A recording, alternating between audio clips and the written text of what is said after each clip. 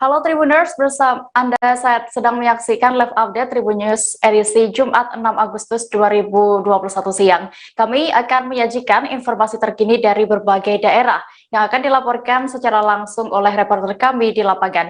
Bersama saya Dea Mita, inilah live update selengkapnya. Kita awali kabar siang ini dari Sumatera Utara.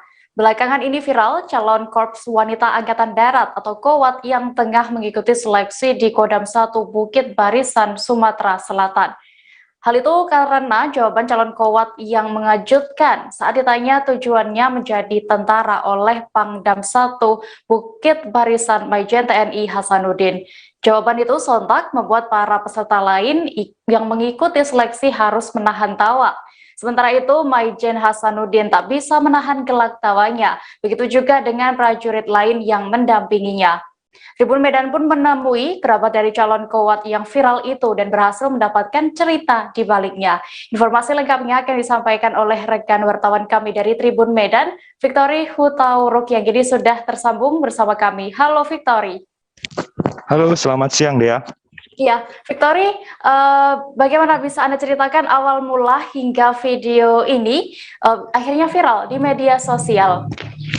Ya, awal mulanya pada hari Kamis, video tersebut beredar di media sosial.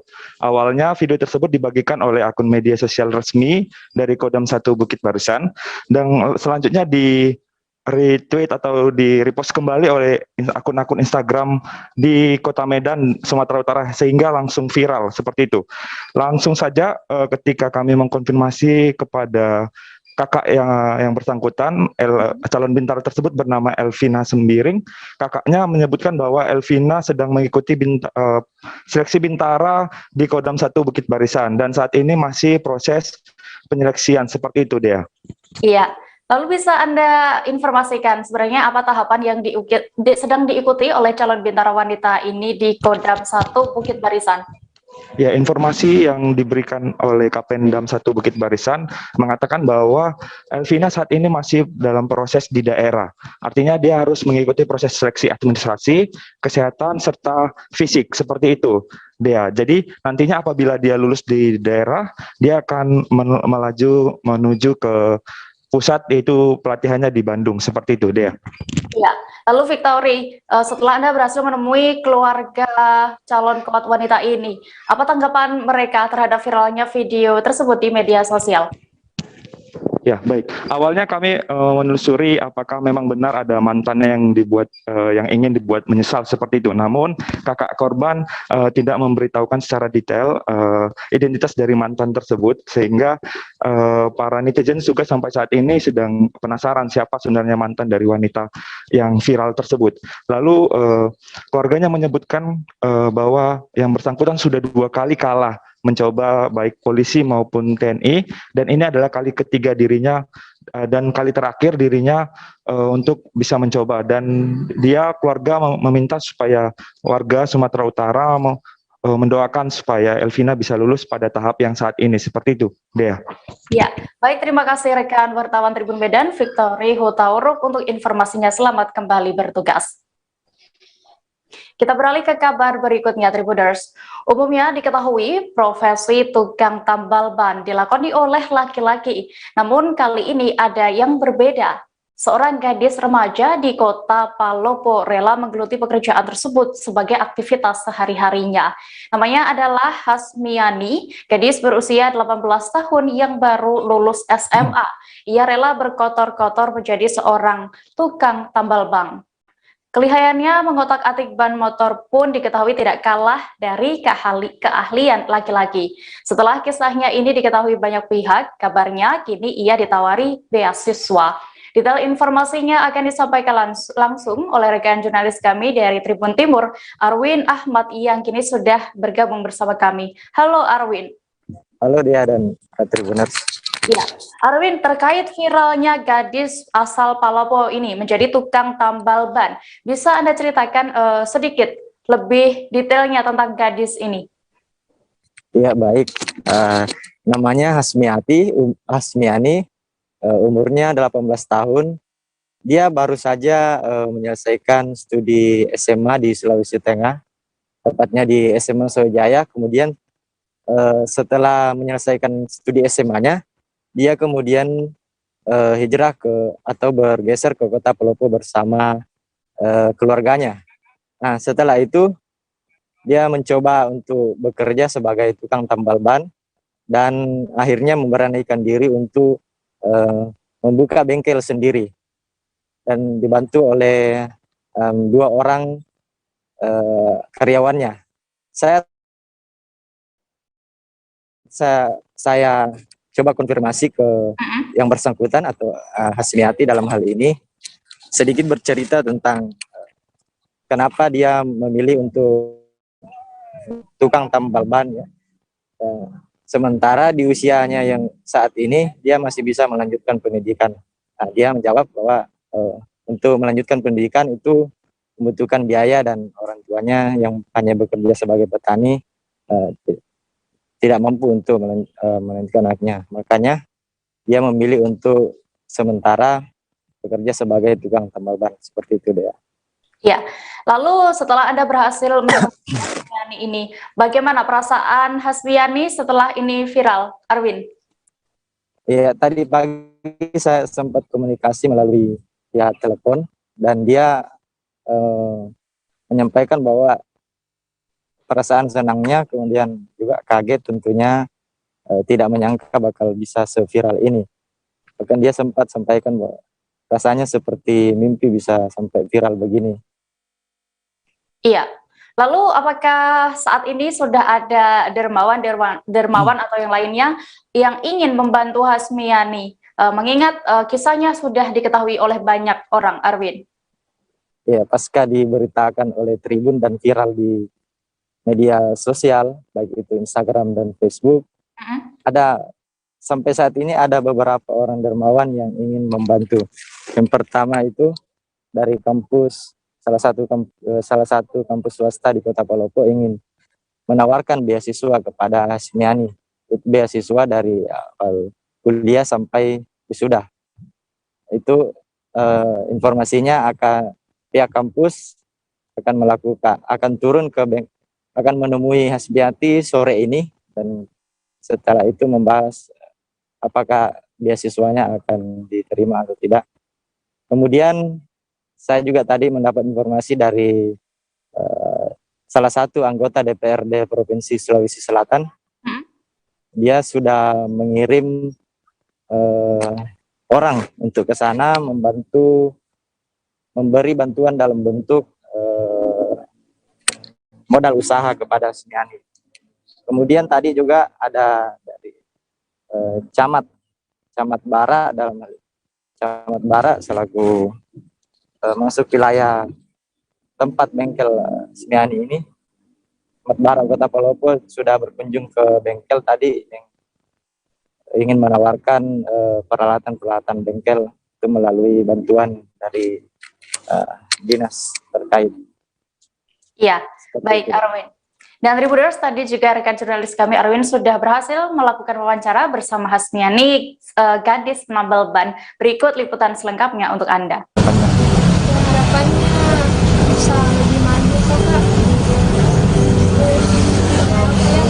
Apalagi kan saya masih sendiri kakak berdua, makanya pengen bukti ke keluarga kalau bisa sukses gitu. Dan sahabat ini kadang dibilang tidak malu kayak itu apa tuh teman-teman yang lain sekolah, tapi ya saya bersyukur kak bisa menghasilkan uang sendiri dibanding teman-teman orang masih minta uang semua. Informasi selanjutnya datang dari Kendari. Waode Siti Murniasari menjadi mahasiswa lulusan terbaik di Universitas Halu Oleo atau UHO 2021 ini. Mahasiswi jurusan Ilmu Politik Fakultas Ilmu Sosial dan Politik atau FISIP UHO Kendari ini memperoleh predikat cum laude atau wisudawati terbaik dengan IPK bulat 4,00. Lulusan terbaik saat ini disebut rata-rata ada pada angkatan 2017 dan ada juga angkatan 2016 serta 2015. Tribun News Sultra berhasil menemui Siti dan ia pun bercerita bagaimana perjuangannya yang tak mudah untuk berada di titik saat ini. Kabar selengkapnya akan disampaikan rekan wartawan kami dari Tribun News Sultra, Husni Hussein yang kini sudah tersambung bersama kami. Halo Husni. Ya, halo ya, selamat siang. Iya, Husni, saat tadi Anda berhasil menemui Siti, ya, bisa Anda ceritakan bagaimana sosok dari wisudawati terbaik ini? Ya, baik dia. Dapat saya kabarkan bahwa memang telah terjadi upacara pelaksanaan wisuda periode Mei 2021 sampai dengan Juli 2021 di Universitas Haluoleo yang berlangsung tepatnya di Gedung Sport Center UHO pada Kamis kemarin 5 Agustus 2021. Nah, Dea, dapat saya kabarkan pula bahwa memang perayaan pelaksanaan wisuda kemarin itu masih dalam pandemi COVID-19, sehingga upacara pelaksanaan wisuda itu hanya dihadiri oleh para wisudawan terbaik saja, dan para peserta wisudawan yang lainnya itu melaksanakan di tempat masing-masing dengan video conference atau Zoom meeting. Nah, Dea, seusai pelaksanaan wisudawan terbaik, kami tim dari Tribun News Sultra menyambangi WOD Siti Murniasari selaku wisudawati terbaik tahun ini di Universitas Haluoleo Kendari yang dengan IPK 4,00 dari jurusan Ilmu Politik Fakultas Ilmu Sosial dan Politik yang berasal dari Kabupaten Utara, Provinsi Sulawesi Tenggara, yang merupakan anak dari seorang tukang parkir di salah satu swalayan di Kota Kendari, dan ibunya merupakan ibu rumah tangga biasa. Seperti itu, Dea. Ya, lalu tadi saat Anda bertemu dengan WOD Siti ini, apakah ia bercerita tentang kiat-kiat dari dia sehingga bisa memperoleh predikat wisudawan terbaik di UHO? Ya, baik Dea. Ya, memang usai pelaksanaan wisudawan terbaik di Universitas Haluoleo kemarin, kami sempat menyambangi WOD Siti Murniasari ini dan keluarga. Kemudian Siti ini bercerita ia sangat bersyukur atas pencapaian yang ia dapatkan. Pasalnya sebelumnya Dea, ia tak menyangka bahwa ia dapat berhasil pada titik tersebut. Kemudian ia juga menceritakan bahwa perjuangannya tidak mudah untuk mendapatkan proses yang panjang dan penuh rintangan. Selanjutnya wisudawati asal Buton Utara itu juga menjadi wisudawati terbaik di Universitas Haluoleo Kendari, merupakan mimpinya sejak awal ia menempuh pendidikan di universitas tersebut. Kemudian ia kembali menceritakan kiat-kiat apa yang ia lakukan pada saat menempuh pendidikan, yaitu dengan bekerja keras, kemudian rajin, kemudian disiplin dalam menerima tugas-tugas dari dosen, karena tugas dari dosen ini menjadikannya ia belajar dari hal yang belum ia tahu dan menjadi tahu. Seperti itu, Dea. Iya. Lalu bagaimana Husni tanggapan dari kedua orang tua WOD Siti Murnia ini? Dia usai bertemu dengan WOD Siti Murniasari, kami juga berbincang-bincang dengan kedua orang tuanya. Salah satunya yaitu bapaknya yang bernama Laude Reni, yang sebelumnya ia menceritakan bahwa pada saat memasuki semester 5 perjalanan pendidikan di Universitas Haluoleo Sari ini, bapaknya ini ia harus tidak mempunyai biaya untuk melanjutkan pendidikannya. Kemudian si bapak ini harus menjual perlengkapan nelayannya. Kemudian setelah menjual perlengkapan nelayannya, otomatis ia harus berpikir untuk mencari usaha lain dan menjadi kuli bangunan. Seperti itu dia. Kemudian setelah menjadi kuli bangunan, bekerja serabutan, kemudian ia memutuskan untuk bekerja sebagai tukang parkir di salah satu swalayan di Kota Kendari. ia juga menceritakan bahwa ia juga mengungkapkan ia sangat bersyukur atas capaian yang didapatkan oleh anaknya menjadi lulusan terbaik di Universitas Negeri yang mempunyai lahan hijau terbesar di Asia Tenggara itu. Demikian, Dea. Ya, baik. Tribuners, tadi rekan jurnalis kami, Husni, juga sudah melakukan wawancara bersama WOD Siti Murniasari, selaku wisudawati terbaik di UHO Kendari. Berikut liputan selengkapnya untuk Anda. Assalamualaikum warahmatullahi wabarakatuh. Saya WOD Siti Murniasari, lulusan terbaik dengan predikat Semua Cum Laude yang meraih IPK 4,00 dari Universitas Halu Oleo.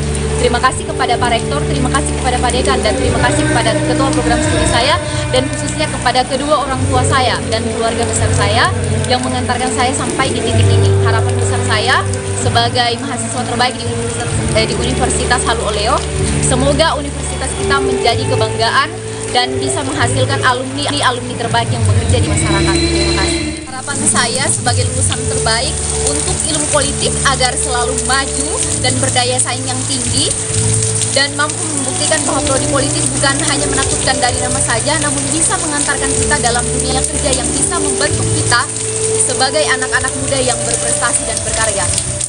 Dan khususnya sebagai anak muda Kabupaten Kutai Utara yang menempuh pendidikan di Universitas Halu Oleo juga memiliki harapan besar agar pemerintah daerah mampu memberikan perhatian khusus kepada anak-anak berprestasi agar bisa diapresiasi karya-karya terbaik mereka. Dari Kendari kita menuju ke Solo, Jawa Tengah. Anggota Satlantas Polresta Solo mendadak viral di media sosial. Hal ini lantaran anggota Satlantas itu berjualan koran dan tisu di jalanan.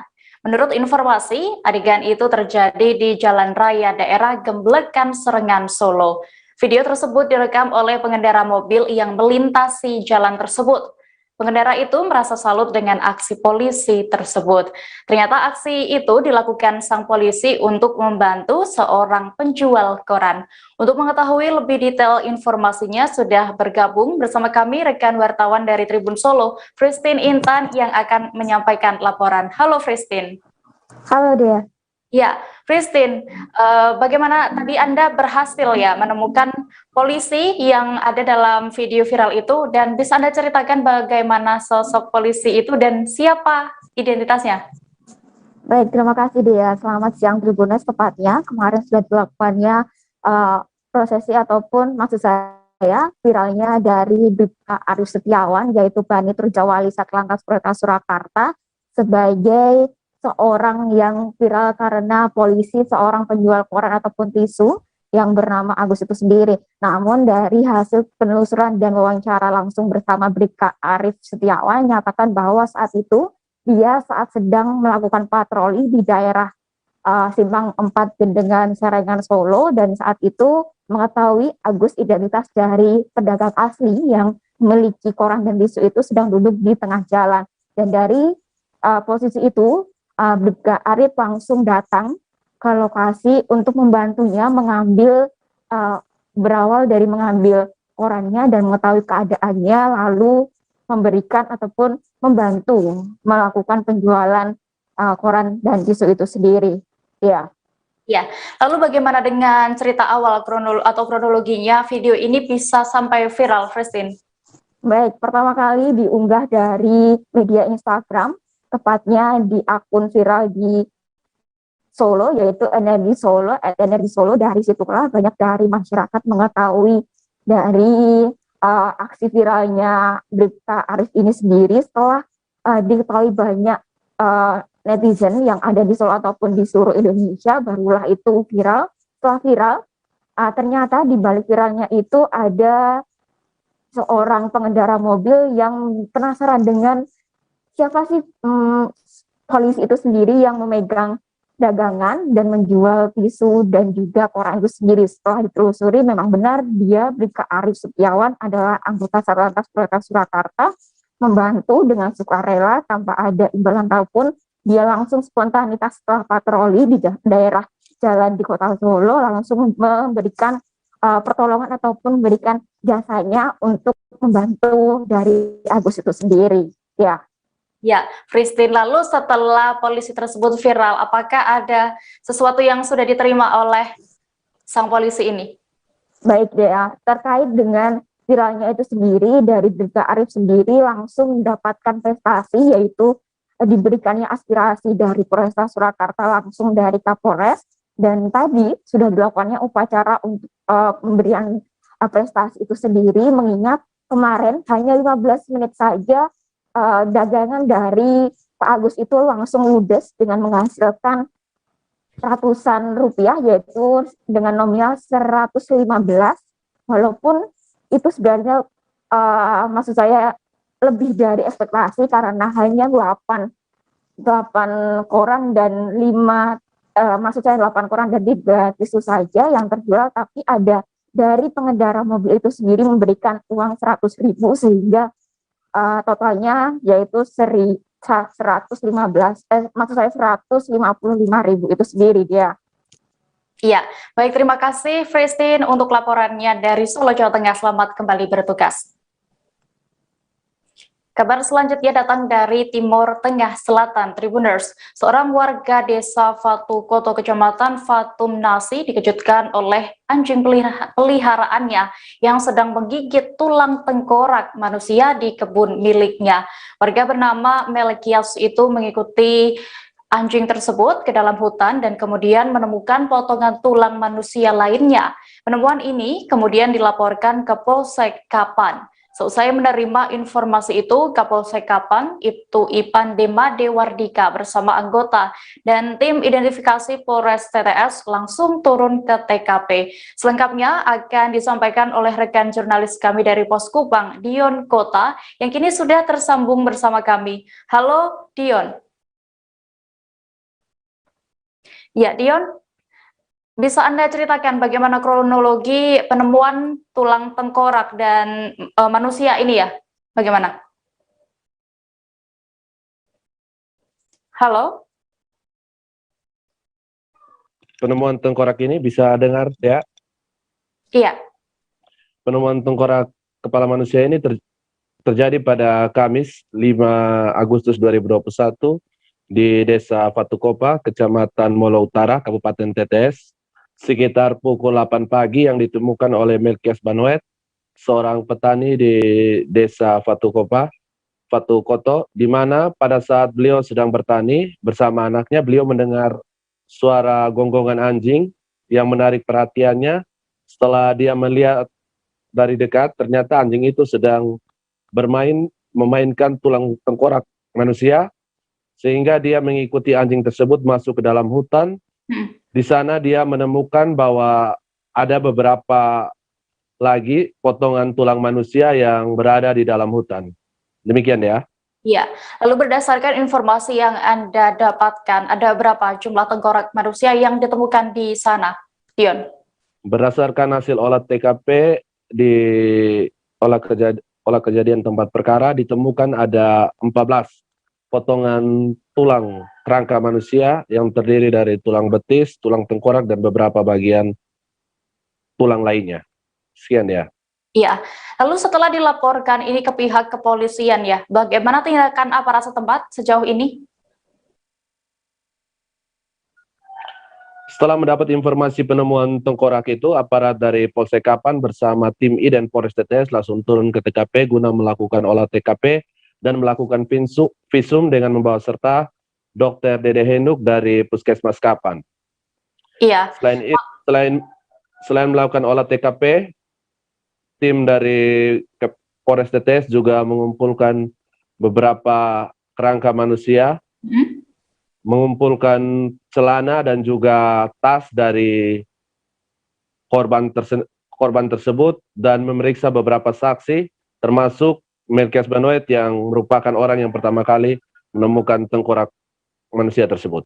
Iya, lalu bagaimana dengan keterangan dari warga yang menemukan tulang tengkorak manusia ini, Dion? Melkias sendiri dia mengaku kaget ketika melihat ada seekor anjing yang menggigit, bermain dengan tengkorak manusia, dan setelah diikuti ternyata dia menemukan beberapa potongan tengkorak manusia lainnya. Hal ini sempat membuat dia kaget, lalu dia menceritakan hal ini kepada salah seorang warga yang kemudian melaporkan kejadian tersebut ke Polsek Kapang. Iya, tadi Anda juga sempat menyebutkan bahwa ditemukan pula pakaian atau celana ya di sekitar lokasi itu. Apakah ada dugaan siapa sebenarnya tengkorak itu? Ya, Dea. Dari pemeriksaan saksi sendiri diketahui jika tengkorak manusia yang ditemukan itu diduga kuat bernama Osim Nomneni, berusia 36 tahun, warga Bijaya Punu, yang menghilang dari rumah sejak 17 Juli lalu. Hal ini diperkuat setelah pihak kepolisian melakukan pemeriksaan terhadap saudari dari Osim Nomneni ini, Wati Nomneni, dan juga istri dari korban yang bernama Dorce Tafui. Di situ keduanya mengaku bahwa tas yang ditemukan di lokasi kejadian dan juga celana yang ditemukan di lokasi kejadian merupakan milik dari korban yang bernama Osim Nomneni, warga Bijaya Punu. Sekian ya. Baik, Dion. Dan Tribuners tadi juga sudah berhasil mendapatkan keterangan dari Kapolsek Kapang, Ibtu Ipande Madewardika. Berikut liputan selengkapnya untuk Anda. Kami memerintahkan anggota pasar polis lain sekalian kami menghubungi tim identifikasi Polres TTS bersama medis, dalam hal ini dokter puskesmas setempat. Setelah sampai di TKP ditemukan tengkorak manusia, kepala manusia, dan 18 ruas tulang manusia. Setelah ditemukan itu, melakukan pemeriksaan di dalam TKP, ditemukan tas atau saku siripinang yang menurut keluarga mengatakan bahwa itu milik saudaranya. Itu yang dapat kami sampaikan sementara, sedangkan tindak lanjut kami sementara masih pemeriksaan dalam artian penyelidikan lebih lanjut. Demikian yang dapat kami sampaikan. Tribuners, kami akan kembali seusai jeda sejenak, tetaplah di live update. Oke, apa kabar Bang Arif di sini untuk strateginya? Kalau saya sendiri di Jumip 37 ini yang semalam baru mulai, Apa yang saya dirasakan udah Kak Hitam? Sebenarnya aku nggak ngerasain penangkapan atau penggerbegan atau apapun itu, karena gini loh, posisinya aku Kriteria. Jadi kita mengenal disebut dengan stroke yang tidak berdarah dengan stroke yang berdarah. Stroke yang tidak berdarah itu biasanya ditandai dengan adanya penyumbatan. Kalau itu penyumbatan di sini mungkin pikirnya tidak ke situ kali ya, tapi kalau di Korea atau di Kamboja itu ada beberapa paper yang saya itu mas ya dulunya tukang koran. Oh gitu ya, Tukang koran ya, saya baca itu Pak. tuh kan pernah baca kan Ya. Jadi kalau saya jadi tanggal itu udah bersyukur banget. Si anak ini dijadikan sebagai tersangka begitu. Ya, kalau ini kita bicara yang di luar kasus Sebongombo ya. Dikenal dengan nama hujan shower, di mana terdapat batas jelas antara daerah hujan dan tidak hujan yang biasanya terjadi pada fase awal mature stage atau tahap berbahaya dewasa. itu Kang. Jadi mulai artinya terjadinya perlembekan. Nah itu untuk penetrasi akan sulit gitu ya. Dok, saya ini menurut saya memang tidak mudah, bukan urusan tanah diambil. Kalau misalnya Amerika Serikat sekarang, Rasulullah mengatakan dalam sebuah hadis bahwa berpuasa di 6 hari Syawal itu. Oke, apa kabar Bang Arif di sini untuk strateginya? Kalau saya sendiri di Jumip 37 ini yang semalam baru mulai, Apa yang saya dirasakan udah Kak Hitam? sebenarnya aku nggak ngerasain penangkapan atau penggerbegan atau apapun itu, karena gini loh, posisinya aku Kriteria. Jadi kita mengenal disebut dengan stroke yang tidak berdarah dengan stroke yang berdarah. Stroke yang tidak berdarah itu biasanya ditandai dengan adanya penyumbatan. kalau itu penyumbatan di sini mungkin pikirnya tidak ke situ kali ya, tapi kalau di Korea atau di Kamboja itu ada beberapa paper yang Saya itu mas ya dulunya tukang koran. Oh gitu ya, Tukang koran ya, saya baca itu Pak. tuh kan pernah baca kan Ya. Jadi kalau saya jadi tanggal itu udah bersyukur banget.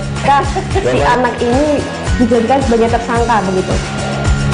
Ya, kalau ini kita bicara yang di luar kasus Sebongombo ya. Dikenal dengan nama hujan shower, di mana terdapat batas jelas antara daerah hujan dan tidak hujan yang biasanya terjadi pada fase awal mature stage atau tahap Berbahaya dewasa. itu Kang. Jadi mulai artinya terjadinya perlembekan. Nah itu untuk penetrasi akan sulit gitu ya. Dok, saya ini menurut saya memang tidak mudah, bukan urusan tanah diambil. Kalau misalnya Amerika Serikat sekarang, Rasulullah mengatakan dalam sebuah hadis bahwa berpuasa di 6 hari Syawal itu. Oke, apa kabar Bang Arif di sini untuk strateginya?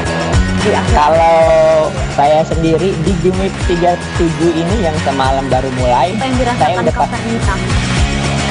sebenarnya aku nggak ngerasain penangkapan atau penggerebegan atau apapun itu, karena gitu posisinya aku kriteria. Jadi kita mengenal disebut dengan stroke yang tidak berdarah dengan stroke yang berdarah.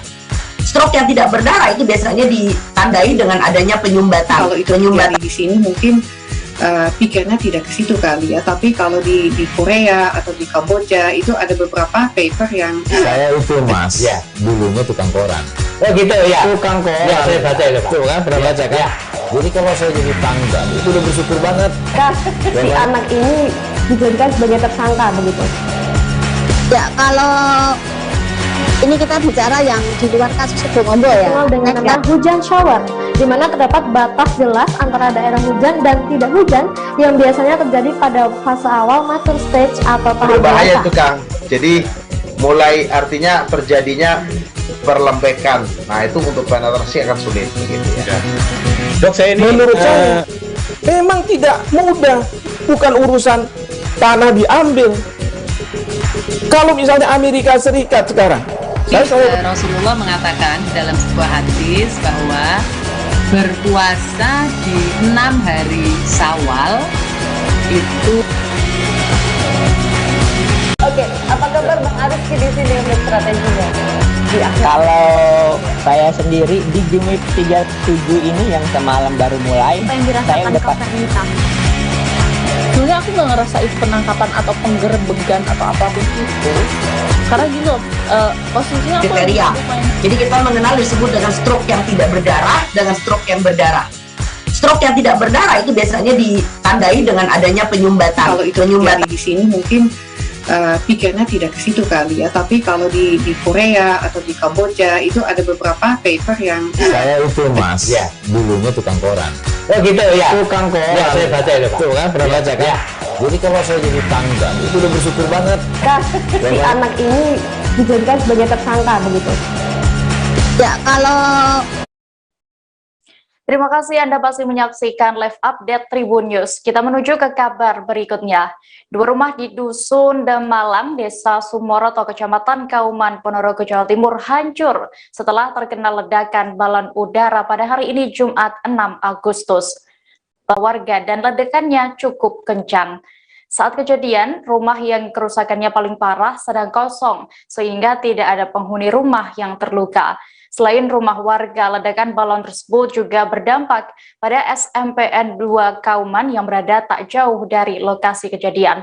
Informasi lengkapnya akan disampaikan oleh rekan wartawan kami dari Tribun Jatim, Sofian Arif Chandra, yang kini sudah tersambung bersama kami. Halo Chandra. Chandra, bisa Anda jelaskan bagaimana kronologi meledaknya balon udara hingga menyebabkan sejumlah rumah ini rusak? Ya, telah terjadi ledakan balon udara disertai petasan di Desa Sumoroto, Kecamatan Kauman, Kabupaten Ponorogo. Kronologinya pada sekitar pukul 6 pagi, ya, waktu itu keadaan rumah sedang kosong, penghuni rumah sedang ke kebun dan aktivitas lain. Tiba-tiba terdengar suara ledakan yang begitu keras yang berada di samping rumah Pak Lamuri. Ya, seketika rumah korban hancur berantakan, kacanya pecah-pecah dan bahkan jendela rumah serta pintu sampai copot dari engsel. Selain rumah Pak Lamuri, ada 3 rumah warga lain yang juga ikut terdampak, namun tidak separah milik Pak Lamuri. Selain rumah warga, ledakan tersebut juga berdampak pada SMPN 2 Kauman. Sejumlah ruang kelas di SMPN 2 Kauman pecah-pecah kacanya, dia, dan ada beberapa plafon yang pecah sehingga ada yang runtuh. Ya, beruntung tidak ada korban jiwa maupun yang luka-luka dalam peristiwa ini. Ya.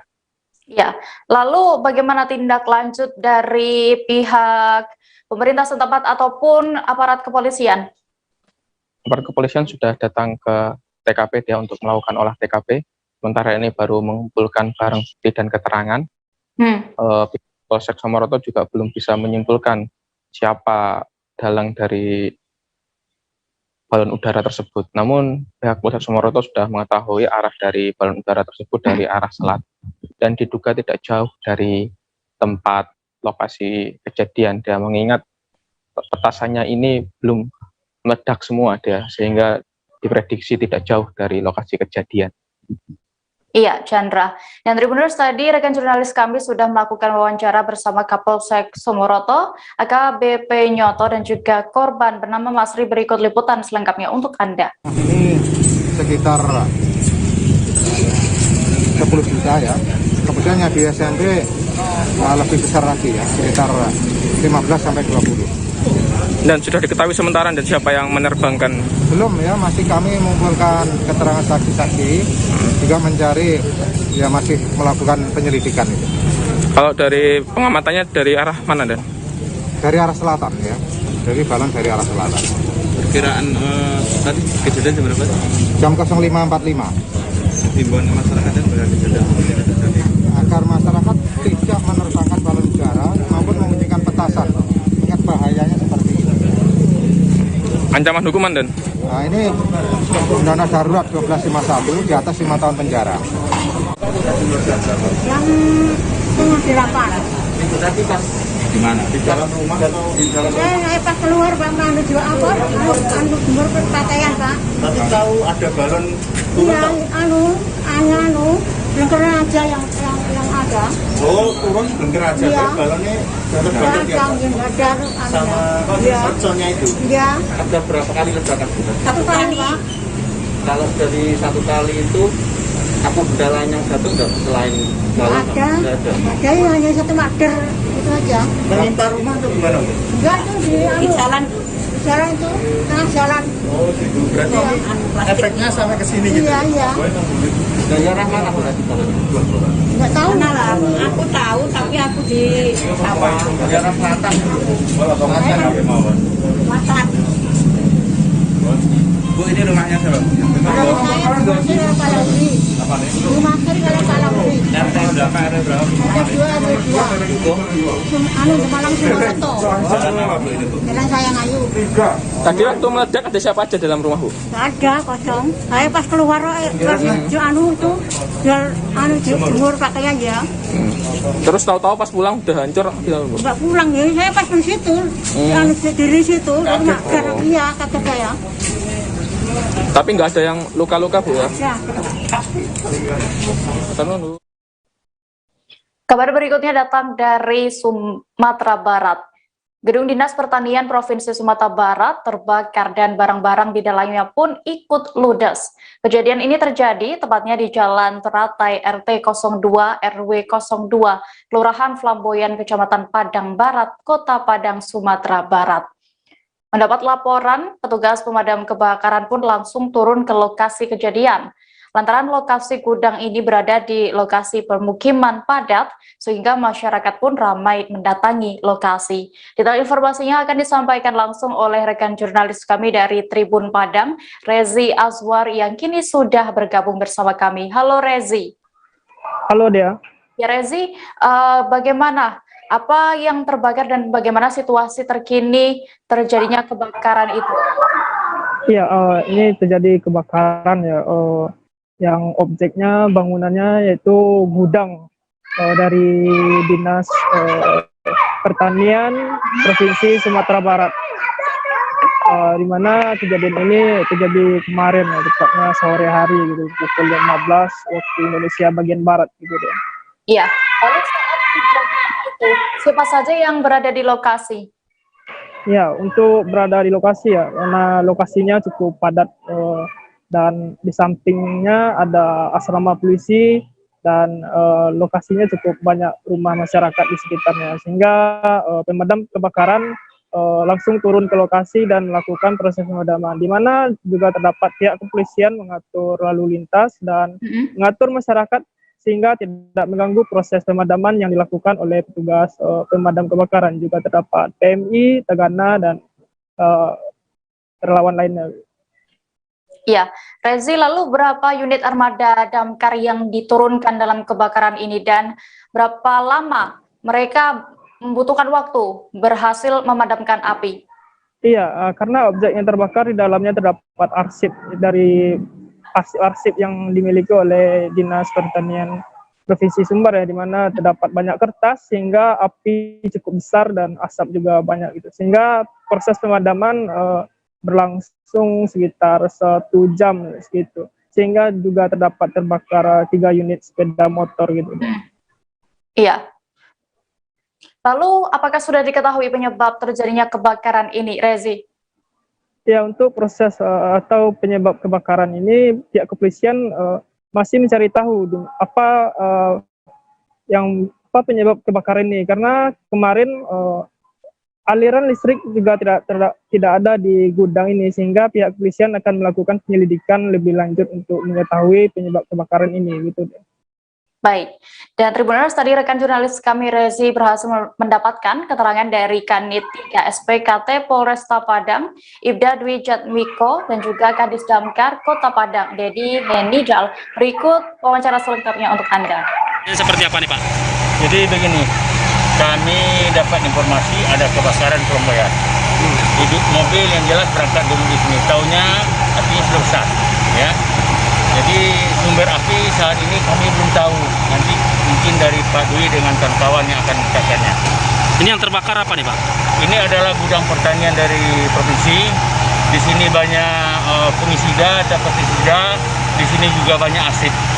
Sehingga agak susah karena banyaknya kertas-kertas yang terbakar. Ada berapa? Ada motor juga terbakar Pak? Ini satu komplek terdiri dari 4 petak ruangan. Ya. Dan yang terbakar di sini juga ada sepeda motor 3 unit dengan obat-obatan yang lain dan aset-aset yang ada. Katanya bersebelahan dengan asrama polisi Pak ya? Hah? Berseberangan dengan asrama polisi juga? Iya, rumah sekda provinsi juga berseberangan. Masjid juga berseberangan. Dinding dengan asrama pas sekali. Ada berapa? Jadi makanya kami standby-kan satu unit yang besar tadi di Jalan Raden Saleh untuk menjaga-jaga. Setelah betul-betul bisa kami mengkondisikannya, baru kami tarik ke unit kedua ini. Oke Kanit, ini juga sementara. Penyebabnya masih dalam penyelidikan. Nanti kita koordinasi sama Dinas Provinsi Pertanian Provinsi Sumatera Barat. Itu katanya tidak ada aliran listrik lagi di sini atau gimana nih? Memang betul, di dalam gudang itu tidak ada aliran listrik. Cuman kita masih penyebabnya masih kita dalam penyelidikan lah. Karena tidak ada listrik, kemudian tidak juga ada lampu. Namun bisa terbakar. Apakah pengaruh di panas nggak tahu kita. Nanti tunggu aja, nanti masih kita. Total kerugian perkirakan? Total kerugian nanti kita koordinasi sama Dinas Provinsi karena sekarang masih dalam pendinginan. Beralih ke Yogyakarta, ketinggian gelombang laut di perairan selatan Gunung Kidul, Daerah Istimewa Yogyakarta mengalami peningkatan ketinggian selama sepekan ini. Namun, kini informasinya ketinggian gelombang laut itu mulai melandai. Koordinator SAR Satlinmas Wilayah 2 Gunung Kidul, Marjono, menyampaikan menurunnya ketinggian gelombang laut mulai dirasakan sejak 3 Agustus lalu. Lantaran situasi ini sudah mulai melandai, para nelayan pun dilaporkan sudah kembali beraktivitas. Kabar selengkapnya akan disampaikan rekan wartawan kami dari Tribun Jogja, Alexander Apripta, yang kini sudah terhubung bersama kami. Halo Alex. Ya, selamat siang Dea. Alex, bisa Anda ceritakan bagaimana situasi terkini dari gelombang laut di selatan Gunung Kidul? Ya, Dea, seperti yang disebutkan sebelumnya bahwa memang sepekan terakhir itu terjadi peningkatan ketinggian gelombang laut di perairan selatan Gunung Kidul, di mana ketinggiannya itu mencapai puncaknya pada tanggal 1 Agustus lalu dengan ketinggian mencapai 4-6 meter. Kemudian mulai melandai pada tanggal 2 Agustus dan persisnya pada tanggal 3 Agustus kemarin sudah mulai normal di ketinggian 1-2 meter. Adapun dari peningkatan ketinggian gelombang laut ini menyebabkan kerusakan terhadap 6 warung setidaknya di sepanjang pantai selatan di Gunung Kidul, serta nelayan juga memilih tidak melaut selama sepekan terakhir. Meskipun demikian, karena kondisi sekarang sudah melandai, nelayan akhirnya kembali memilih untuk melaut, meski belum seluruhnya untuk kembali. Ya, ya. Iya, lalu bagaimana dengan dampak gelombang laut tinggi ini untuk hasil laut para nelayan sendiri? Ya, untuk para nelayan sendiri, seperti yang disampaikan oleh Koordinator Sarsalitmas Wilayah 2 Gunung Kidul Marjono, bahwa baru sebagian nelayan yang memutuskan kembali melaut, sedangkan sebagian lagi masih tetap memilih menepikan kapalnya. Untuk hasilnya sendiri cukup terpengaruh, karena normalnya, dalam kondisi normal, hasil melaut bisa mencapai 50 kg, namun karena efek gelombang tinggi ini, hasilnya sampai saat ini hanya sekitar 10-20 kg. Dari nelayan setempat bernama Rujimanto juga menyampaikan demikian, bahwa untuk hasil melaut terbilang minim, namun setidaknya kali ini pihaknya masih bisa kembali melaut dan mendapatkan hasil yang cukup lumayan. Iya, Alex. Lalu apakah meski ini gelombang laut sudah mulai melanda ya, apakah ada imbauan dari koordinator SAR sendiri? Ya, dari Marjono menyampaikan bahwa meskipun saat ini sudah melanda, tapi pihaknya tetap mewaspadai, karena secara umum ini fenomena alam yang normal terjadi, dan ketinggian gelombang akan baru benar-benar normal pada bulan September mendatang. Untuk itu, pihaknya sampai saat ini masih terus memantau informasi dari BMKG, yang mana selalu mengupdate terus untuk informasi dari ketinggian gelombang laut ini. Kemudian dari informasi ini disampaikan lagi ke para nelayan, agar mereka juga ikut meningkatkan kewaspadaannya. Iya, baik, Alex. Dan Tribuners, tadi juga jurnalis kami sudah berhasil mendapatkan keterangan dari Koordinator SAR Satlinmas Wilayah 2 Gunung Kidul, Marjono. Berikut hasil wawancara selengkapnya untuk Anda. Ya, pasca gelombang tinggi sepekan kemarin, alhamdulillah pada hari ini sudah ada penurunan, kemudian juga di beberapa titik nelayan sudah mulai beraktivitas. Walaupun hasilnya belum memuaskan, tapi sedikit demi sedikit nelayan sudah bisa beraktivitas dan dapat ikan untuk pemasukan. Daripada hari kemarin mereka libur kurang lebih 2 minggu. Untuk sekarang yang sudah kembali melaut, berapa persen mungkin, Pak? Untuk sekarang di Pantai Baron kurang lebih ada sekitar 25 kapal yang mulai aktivitas. Mulai dari kapan itu, Pak? Mulai tadi pagi. Tadi pagi. Ya. Berarti baru hari pertama ini ya? Hari pertama. Oke. Kalau untuk penurunan ketinggiannya itu mulai terasanya kapan itu, Pak? Mulai ada penurunan gelombang itu sejak kemarin. Sejak kemarin sudah mulai ada penurunan, namun untuk angin ada peningkatan, dan juga hari ini gelombang terlihat sudah landai, namun nanti siang juga angin ada peningkatan. Untuk kisarannya berapa kaki, Pak? Berapa meter gitu?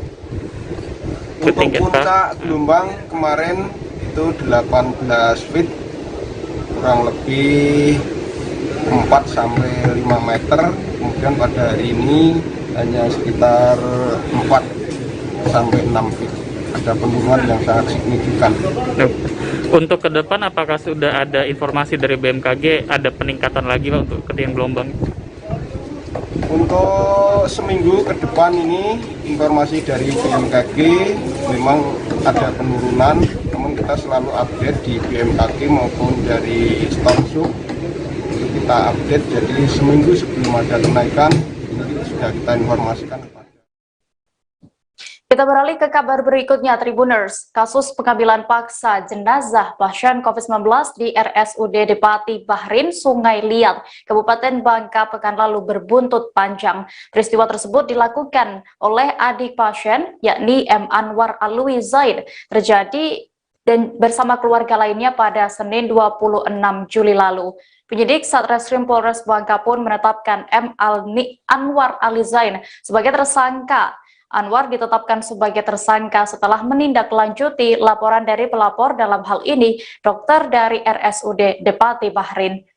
Untuk mengetahui lebih detailnya, sudah bergabung bersama kami rekan jurnalis dari Bangka Pos, Dedi Marjaya, yang akan menyampaikan laporan. Halo Dedi. Dedi, bisa Anda ceritakan bagaimana kronologis kejadian pengambilan paksa jenazah ini? Ya, kejadian ini terjadi sepekan lalu pada tanggal 26 Juli 2021, di mana pasien atas nama Ahmad Mawardi, warga Belinyu, Kabupaten Bangka, meninggal dunia.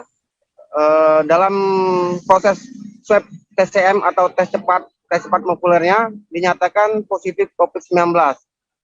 Pada saat itu tim Satgas COVID Rumah Sakit Umum memberikan edukasi kepada keluarga bahwa pasien harus diwajibkan untuk dimakamkan secara protokol COVID-19. Namun pihak keluarga menolak dan meminta agar jenazah tersebut dibawa oleh mereka untuk dikebumikan seperti biasa. Hal ini terjadi tarik ulur antara petugas rumah sakit yang berbuntut pengambilan paksa jenazah oleh pihak keluarga. Selanjutnya pihak rumah sakit umum sendiri Debat-Barin melaporkan kejadian itu ke Polres Bangka, di mana penyidik Polres Bangka kemudian melakukan penyelidikan dan menetapkan salah satu adik korban ya atas nama Anwar Ali Zain sebagai tersangka melanggar pasal tentang penanggulangan wabah menular dengan ancaman 1 tahun penjara dan denda 1 juta. Namun saat ini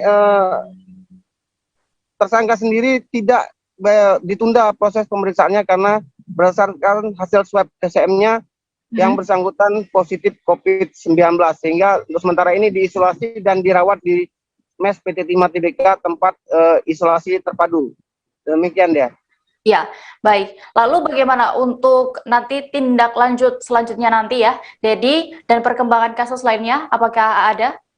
Iya, saat ini selain satu kasus ini, penyidik tindak pidana tertentu Polres Bangka, Satreskrim Polres Bangka juga sedang menangani 2 kasus lainnya. Yang kasus lainnya yaitu di mana juga terjadi pengambilan paksa jenazah yang positif COVID-19. Kemudian yang kedua, pembongkaran peti jenazah yang sudah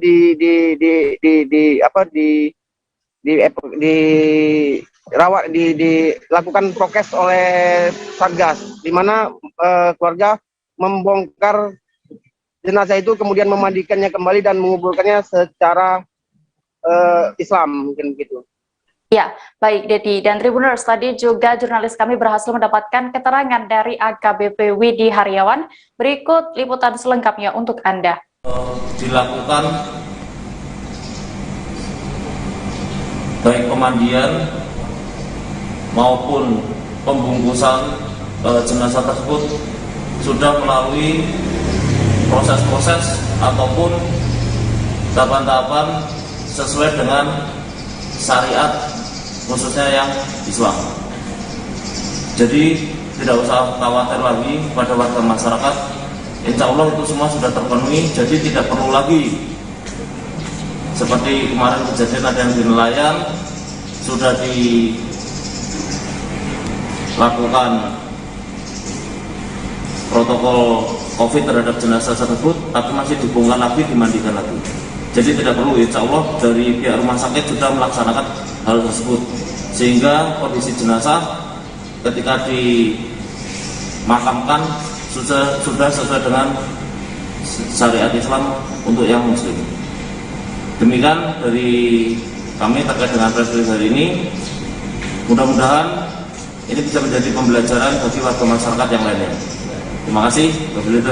Wassalamualaikum warahmatullahi wabarakatuh. Kang, ini udah kesekian berapa kalinya kejadian seperti ini ya? Ya, jadi untuk di Kabupaten Bangka sendiri yang kami dapatkan informasi yang ada, mungkin ada 5 kejadian baik yang di Rumah Sakit Umum daerah Kabupaten Bangka, Debat-Barin, kemarin Medikas Tania, maupun yang di Rumah Sakit Provinsi. Tapi baru ini yang ditindaklanjuti dengan tindak pidana? Ya, jadi karena kemarin ya, begitu selesai penjemputan, kita melakukan. Kita beralih ke kabar selanjutnya dari Lampung, Tribuners. Kepolisian sektor kawasan pelabuhan Bakauheni, Lampung Selatan berhasil menggagalkan pengiriman ganja seberat 28 kg dari Aceh. Puluhan kilo ganja itu diamankan dari sebuah mobil ekspedisi yang akan dikirimkan dan dijual ke Depok, Jawa Barat. Ganja tersebut dikemas menjadi 28 paket di dalam karung warna putih. Saat ditangkap, terungkaplah ternyata pengedar ganja ini Pengedar ganja itu mendapatkan barang haram ini dari orang lain dan telah berhasil berkali-kali. Ia juga dijanjikan upah puluhan juta rupiah untuk mengedarkan barang haram itu. Selengkapnya akan disampaikan rekan jurnalis kami dari Tribun Lampung, Dominius Desmantri, yang kini sudah terhubung bersama kami. Halo Domi. Domi, bisa Anda ceritakan bagaimana kronologi lengkapnya narkoba seberat 28 kg dari Aceh ini bisa digagalkan penyelundupannya? Ya, baik rekan Dea. Jadi berawal dari kecurigaan petugas di Siport Pelabuhan Bakauheni dan petugas kepolisian sektor kawasan Pelabuhan Bakauheni dengan mobil logistik Indah Cargo yang saat dicek oleh petugas terdapat satu buah box besar yang berisi 28 paket kilogram ganja yang dibungkus lakban coklat dan ditutupi oleh kaos begitu. Iya. Awalnya kecurigaan itu dimulai dari hari Sabtu, lalu petugas mengikuti kemana pemberhentian dari bus logistik Indah Cargo tersebut. Ternyata bus itu berhenti di Depok. Lalu pelaku bernama Farizal mengambil paket tersebut, lalu KSKP Pelabuhan Bakauheni bersama dengan Polres dan juga Kepolisian Depok mengamankan pelaku Farizal bersama barang bukti 28 kg ganja tersebut. Iya. Dan menurut keterangan dari pelaku, barang haram tersebut didapatkan dari seseorang yang mengaku sebagai Armia. Pelaku mengenal orang itu melalui via telepon, dan pelaku diimingi upah sebesar 1 juta rupiah per kilogramnya. Namun pelaku sudah melakukan aksi ini selama 13 kali. Namun selama 13 kali transaksi ini pelaku selalu lolos, dan pelaku baru diberikan imbalan sebesar 40 juta rupiah. Iya, Domi. Pelaku tadi sudah berhasil ya? Pelaku juga mengaku memanfaatkan masa PPKM ini untuk melakukan aksinya tersebut. Iya, Domi. Lalu berarti tadi sudah berhasil berkali-kali melakukan penyelundupan ya, belasan kali. Lalu sebenarnya apa pekerjaan dari pelaku ini dalam kesehariannya?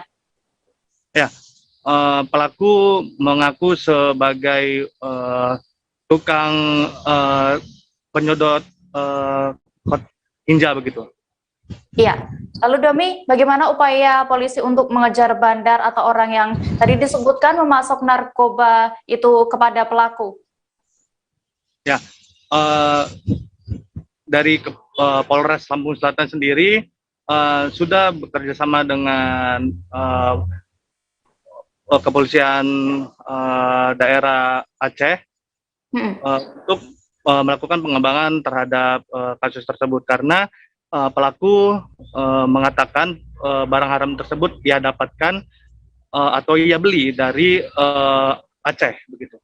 Iya, baik Tribuners, tadi rekan jurnalis kami Domi sudah berhasil mendapatkan keterangan dari Wakapolres Lampung Selatan Kompol Firman Suntana. Berikut wawancara selengkapnya untuk Anda. Di sini kita akan merilis ungkap kasus narkotika jenis ganja yang pada hari Sabtu tanggal 31 Juli 2021 sekitar pukul jam 14.00 telah diamankan satu buah unit kendaraan mobil box dari Indah Cargo Indah Cargo yang diduga keras membawa narkotika jenis ganja dengan berisikan 28 kilo 28 kilo paket nah ini juga ganja yang diamankan di Pelabuhan Merak. pelabuhan Bakau ya, di Seaport sekira tanggal 2 Agustus 2021 telah diamankan tersangka berinisial F ya, yang diduga menerima 28 paket ganja. Kemudian pasal yang dilanggar ya, pasal 111 ayat 2 junto pasal 114 ayat 2 Undang-Undang Nomor 35 tahun 2009 tentang narkotika. Ancamannya minimal 5 tahun, maksimal 10 tahun, 10 sampai 20 tahun. Bang, boleh izin bertanya. Dari modus pelaku ini Bang, ini kan dari keterangan pelaku sudah sering melakukan apa aja Bang modusnya seperti apa? Ya, untuk modusnya pembeli dan menerima ya. Dari mana ngambil? Dari Aceh. Rilisnya mana tadi? Apanya Bang? Testing 1 2 3. Sama Armia. Armia. Iya Bang. Mau dibawa kemana itu? Jakarta Bang. Dari? Dari Aceh Bang. Berapa dibawa diupah? Saya ngambil aja Bang sana Bang. Ya dikasih berapa biayanya? Dikasih 1 juta Bang. Hah? Terus kali antar?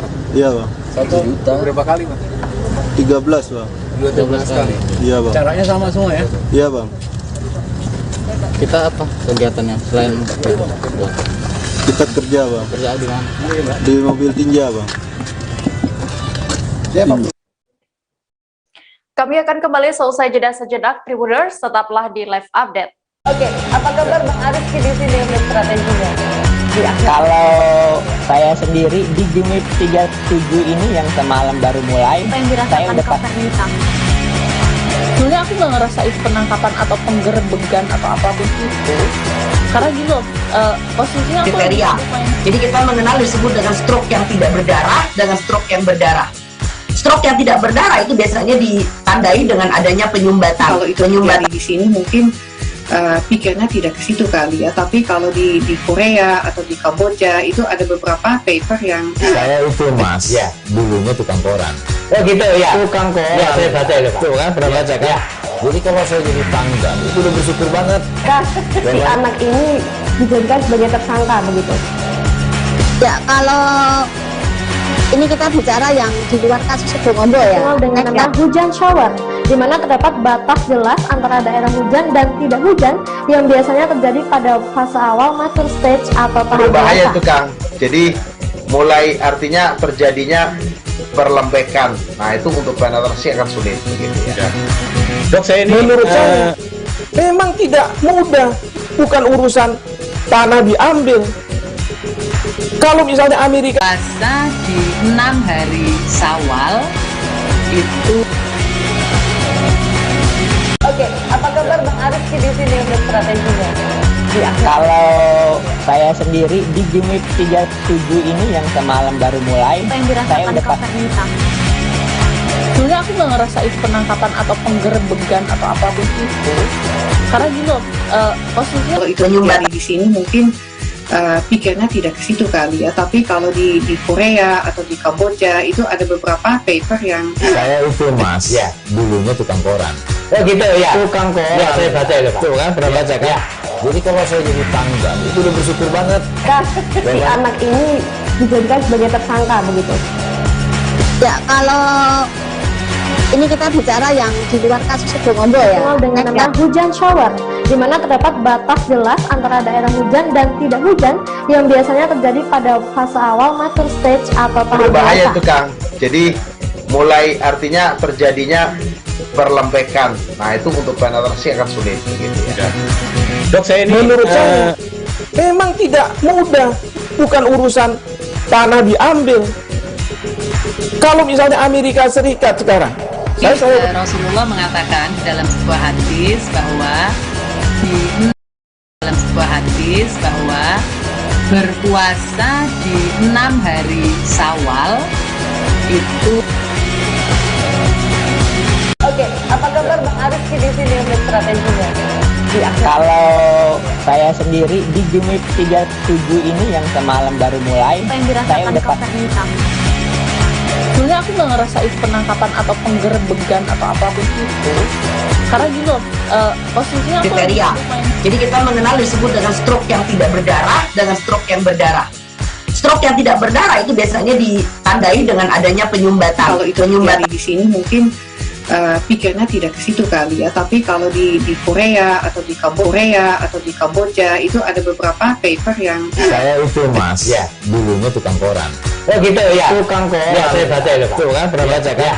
Jadi kalau saya jadi tanggal itu udah bersyukur banget si anak ini dijadikan sebagai tersangka begitu ya. Kalau ini kita bicara yang di luar kasus Situbondo ya, dengan hujan shower, di mana terdapat batas jelas antara daerah hujan dan tidak hujan yang biasanya terjadi pada fase awal mature stage atau tahap berbahaya itu Kang.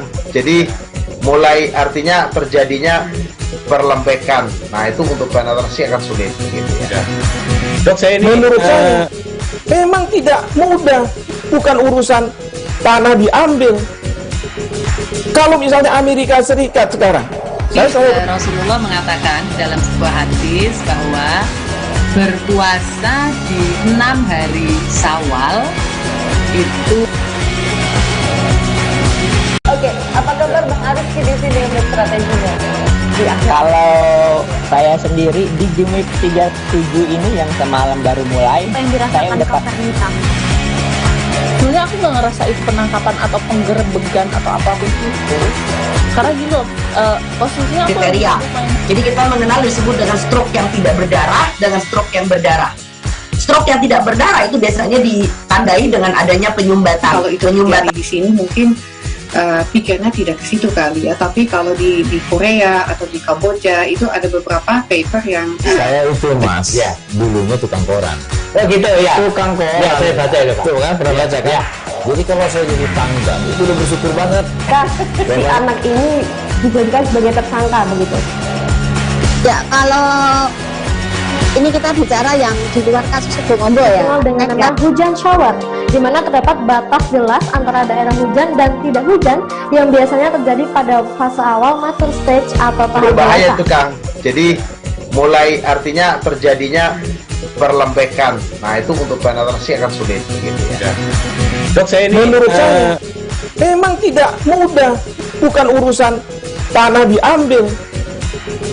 Kalau misalnya Amerika Serikat sekarang, Rasulullah mengatakan dalam sebuah hadis bahwa berpuasa di 6 hari Syawal itu. Oke, apa kabar Bang Arif di sini untuk strateginya? Kalau saya sendiri di Jumip 37 ini yang semalam baru mulai, saya udah sebenarnya aku nggak ngerasain penangkapan atau penggerebegan atau apapun itu, karena gini loh, posisinya aku kriteria. Jadi kita mengenal disebut dengan stroke yang tidak berdarah dengan stroke yang berdarah. Stroke yang tidak berdarah itu biasanya ditandai dengan adanya penyumbatan. Kalau itu terjadi di sini mungkin pikirnya tidak ke situ kali ya, tapi kalau di Korea atau di Kamboja itu ada beberapa paper yang saya itu mas ya dulunya tukang koran. Oh gitu ya, tukang koran ya, saya baca ya tuh kan, pernah baca kan ya. Jadi kalau saya jadi tanggal itu udah bersyukur banget si anak ini. Kembali ke live update Tribuners, kita menuju ke kabar berikutnya dari Aceh. Pengadilan Negeri Calang Kabupaten Aceh Jaya memutuskan hukuman 20 tahun penjara terhadap pelaku dalam kasus pembunuhan cucu tiri. Terdakwa yakni Safrudin berusia 32 tahun, warga desa Pucok Alue, Kecamatan Lok Sukon, Aceh Utara. Majelis Hakim menyebutkan jika terdakwa Safrudin terbukti melakukan pembunuhan berencana terhadap cucunya yang masih berusia 36 hari. Majelis Hakim juga menyampaikan bahwa terdakwa melakukan perbuatannya tersebut berdasarkan rencana yang sudah dipikirkan. Informasi lengkapnya akan disampaikan oleh rekan jurnalis kami dari Serambi Indonesia, Rizky Bintang, yang ini sudah terhubung bersama kami. Halo Rizky. Halo Mbak Dea. Ya, Rizky, bisa Anda informasikan apa yang membuat hakim akhirnya memutuskan hukuman 20 tahun penjara bagi terdakwa? Baik Mbak Dea dan juga Tribuners dimanapun berada, berdasarkan putusan pengadilan negeri Calang yang diputuskan pada 5 Agustus kemarin, Safrudin yang merupakan terdakwa dalam kasus pembunuhan cucu tirinya divonis dengan hukuman 20 tahun penjara. Vonis tersebut berdasarkan hasil dan juga beberapa fakta persidangan yang diperoleh oleh hakim, di mana yang pertama, pelaku sendiri dengan sengaja dan juga berencana dari semenjak berangkat dari Aceh Utara, lokasi domisilinya menuju ke Calang, dengan tujuan untuk menghabisi bayi yang masih berusia 36 hari yang merupakan anak dari anak tirinya ataupun dengan sebutan cucu tirinya. Iya, Rizky. Lalu menanggapi putusan dari majelis hakim ini, bagaimana langkah hukum yang akan diambil oleh terdakwa Safrudin selanjutnya? Baik, Dea. Sehubungan dengan persidangan yang dilaksanakan pada kemarin hari, di mana Safrudin sendiri hadir tanpa dinampingi oleh pengacara. Pada saat itu, Safrudin sendiri menyampaikan kepada hakim untuk pikir-pikir dulu terkait putusan yang telah diputuskan kepada diri dia dengan vonis 20 tahun penjara. Iya, lalu apakah anak tiri dari terdakwa atau dalam hal ini ibu korban ya, ikut hadir menyaksikan putusan hukuman terhadap terdakwa Safrudin? Baik Dea, berdasarkan informasi yang kita terima semenjak dari awal persidangan hingga kemarin persidangan terakhir sidang putusan, anak korban ataupun keluarga dari tersangka Safrudin tidak pernah hadir selain menghadiri panggilan pengadilan sebagai saksi dalam kasus pembunuhan bayi tersebut. Iya, baik Rizky. Tribuners, tadi juga rekan jurnalis kami sudah berhasil mendapatkan keterangan dari Jaksa Penuntut Umum Anggi Rizky Kurniawan. Berikut liputan selengkapnya. Oke, Bang, untuk putusan hari ini Bang, pada sidang kasus pembunuhan cucu nih dari Yesus, untuk tuntutan dari JPU sendiri itu putusan sesuai dengan ini putusan majelis hakim?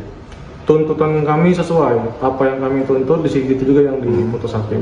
Kami tuntut 20 tahun, hakim putus 20 tahun. Untuk ini sendiri Bang tadi ada kan ada pikir-pikir itu kayak mana tuh? Jadi setelah pembacaan putusan itu dia punya hak untuk pikir-pikir 7 hari mau melakukan upaya hukum atau tidak, gitu kan? Nah, kami juga butuh waktu untuk membuat berita acara pelaksanaan dan juga harus konsultasi sama pimpinan. Makanya kami pilih untuk pikir-pikir dulu 7 hari gitu. Nah, selama 7 hari ini posisi perkara belum inkrah gitu. Nah, tapi tetap setelah 7 hari nanti perkara sudah dinyatakan inkrah gitu. Berarti tuntutannya sendiri itu kan pembunuhan berencana yang dituntut sama JPU? Iya, kami tuntut dengan pembunuhan berencana sama dengan putusan. Sama dengan putusan dari majelis hakim. Bang, nama lengkapnya Bang? Anggi Rizky Kurniawan. Anggi Rizky Kurniawan. Beralih ke kabar berikutnya, Konsulat Republik Indonesia di Tawau, Malaysia mewajibkan karantina selama 14 hari terhadap ratusan pekerja migran Indonesia di depot imigrasi Tawau. Pasalnya, hampir sebagian besar dari mereka terkonfirmasi positif COVID-19. Hal itu membuat rencana deportasi PMI oleh Konsulat RI di Tawau pada 4 Agustus kemarin terpaksa ditunda. Konsulat RI di Tawau, yakni Emir Faisal, mengatakan terpaksa menunda kepulangan ratusan PMI itu lantaran khawatir dapat menyebarkan virus corona saat tiba di Nunukan. Detail informasinya akan disampaikan langsung oleh rekan wartawan kami dari Tribun Kaltara, Febrianus Felis, yang kini sudah bergabung bersama kami. Halo Felis. Halo Dea. Felis, bisa Anda informasikan terkait alasan ratusan PMI dari Tawau ini ditunda untuk dideportasi ke Indonesia? Baik Dea dan Tribuners, sebelumnya Konsulat RI yang ada di Tawau, Malaysia merencanakan akan melakukan deportasi terhadap 187 pekerja migran Indonesia pada 4 Agustus yang lalu. Namun beberapa hari lalu dikonfirmasi dari Konsulat RI yang ada di Tawau bahwasanya sekitar 100 lebih warga negara asing yang saat itu berada di depot imigrasi Tawau atau pusat tahanan sementara terkonfirmasi positif COVID-19. Untuk itu, fungsi penerangan sosial dan budaya Konsulat RI di Tawau, Emir Faisal, mengatakan bahwa pihaknya khawatir ketika akan terus melakukan deportasi terhadap ratusan PMI tersebut, dikhawatirkan akan membawa virus corona dari Tawau masuk ke wilayah Nunukan, sehingga dilakukan penundaan. Dea. Felis, lalu sampai kapan penundaan deportasi ini dilakukan? Baik, informasi dari Konsulat RI di Tawau Emir Faisal mengatakan bahwa penundaan akan dilakukan selama 14 hari ke depan, karena 14 hari ke depan akan dilakukan karantina terhadap ratusan WNI termasuk warga negara asing yang terpapar COVID-19 di dalam depot imigrasi yang ada di Tawau, Malaysia. Ya, lalu bagaimana dengan upaya Konsulat Republik Indonesia untuk memastikan 100 lebih PMI ini nantinya tidak lagi terpapar virus corona selama karantina, begitupun saat nanti dipulangkan ke tanah air melalui Nunukan, Felis?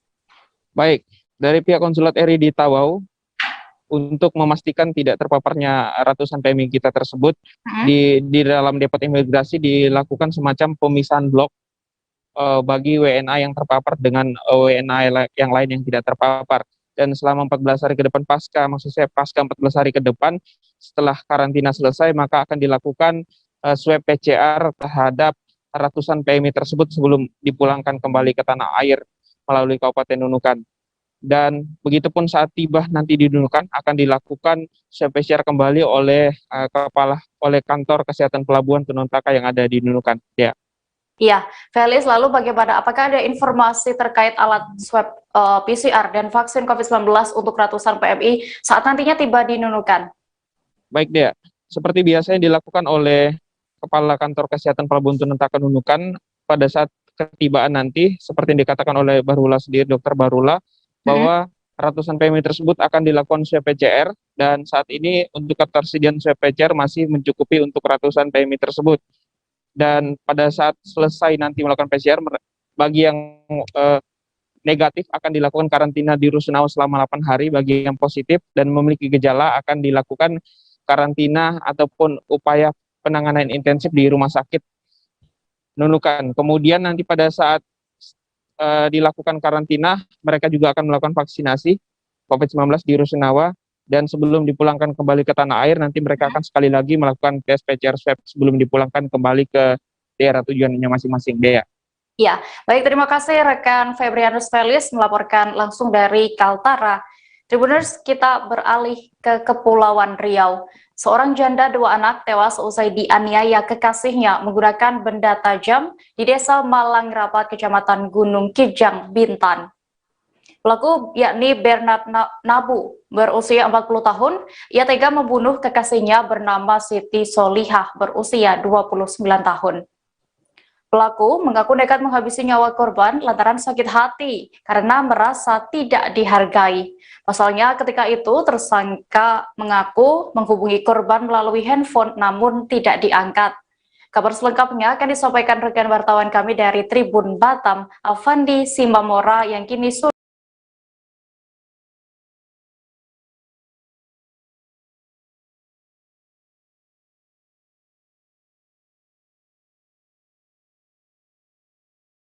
sudah terhubung bersama kami.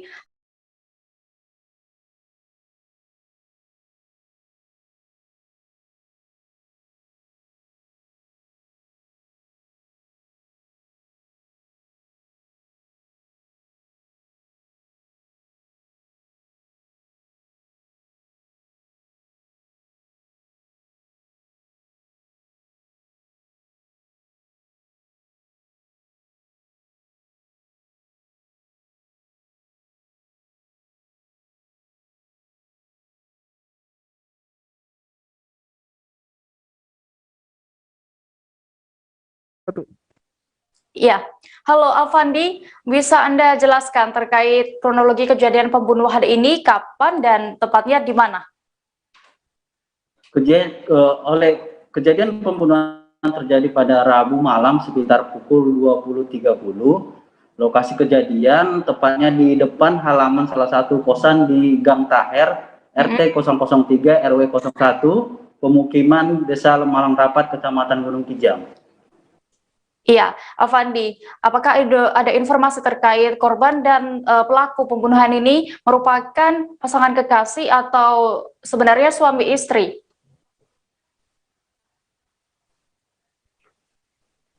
Pelaku dan korban ini merupakan kekasih atau masih status pacaran. Dalam kejadian ini pelaku ini itu merupakan dari informasi yang kita dapatkan itu duda, sedangkan si korban itu janda beranak 2. Iya, informasinya mereka berdua ini tinggal bersama ya dalam satu rumah. Lalu apakah diketahui berapa lama mereka sudah tinggal bersama ini, Alfandi?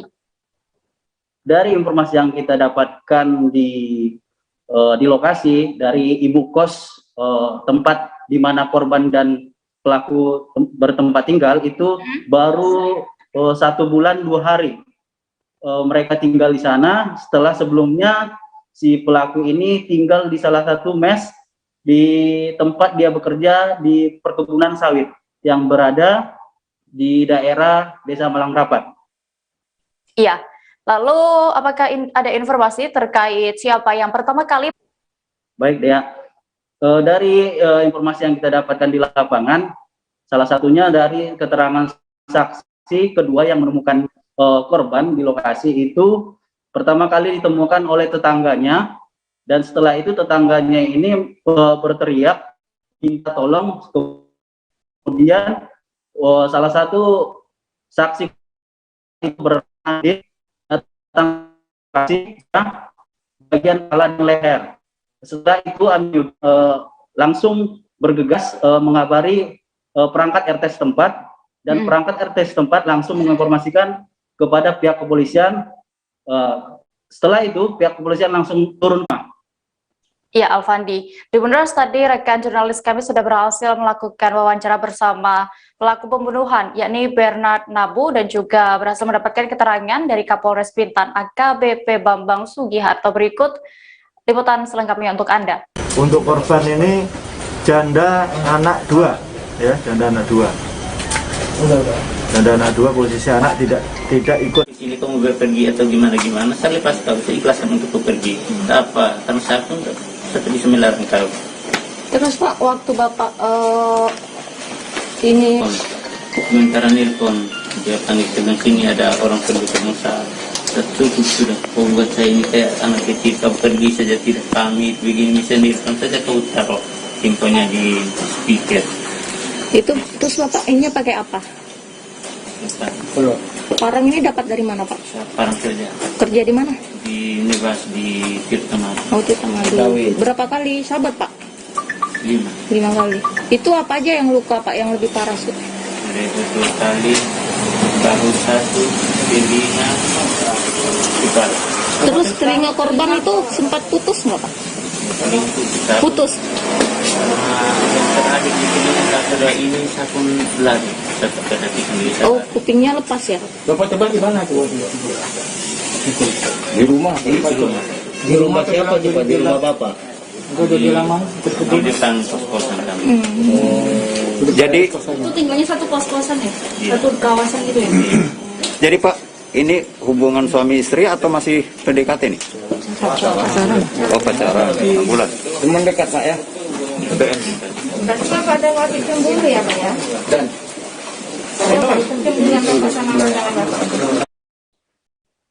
beralih ke kabar berikutnya, Tribuners, dikabarkan habis. Sumbar kini masih menunggu distribusi vaksin itu dari pusat sehingga kembali tersedia untuk masyarakat. Namun belum ada informasi soal jadwal kedatangan tambahan dosis vaksin. Dan untuk mengetahui lebih detail informasinya sudah bergabung bersama kami rekan jurnalis Tribun Padang Rizka Desri yang akan menyampaikan laporan. Halo Rizka. Rizka, bisa Anda informasikan seperti apa sebenarnya kondisi real vaksin di Sumatera Barat? Ya baik, ya dapat saya laporkan dari Padang, itu kondisi vaksin COVID-19 di Sumatera Barat itu sudah habis, dan jika pun ada sisa vaksin di bidang penyimpanan itu sudah ada peruntukannya untuk masing-masing daerah di Sumatera Barat. Begitu, untuk diketahui total semua vaksin yang sudah diterima oleh Provinsi Sumatera Barat sampai saat ini itu ada sekitar 1.096.470 dosis, dan berupa vaksin Sinovac, AstraZeneca, dan Moderna. Nah, jumlah itu sudah habis, sisa sekitar 30.750 dosis vaksin jenis Sinovac. Begitu, ya. Iya, lalu bagaimana dengan animo masyarakat di sana untuk melakukan vaksinasi? Ya, untuk animo masyarakat Sumbar untuk mengikuti vaksinasi cukup tinggi, karena namun